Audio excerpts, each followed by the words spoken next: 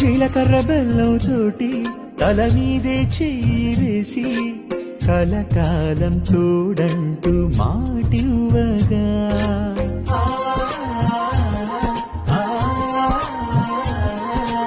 ఇకపైన నా కన్నీ అన్నీ నువ్వేనంటూ ఆ వధువు చిరునవ్వుతో తెలుపగా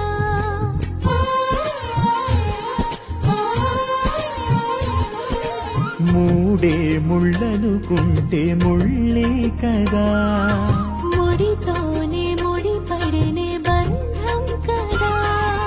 నీకే ఈ విలువ తెలిసిన రోజున ఇకపై రాను ఏనాడు వేదన.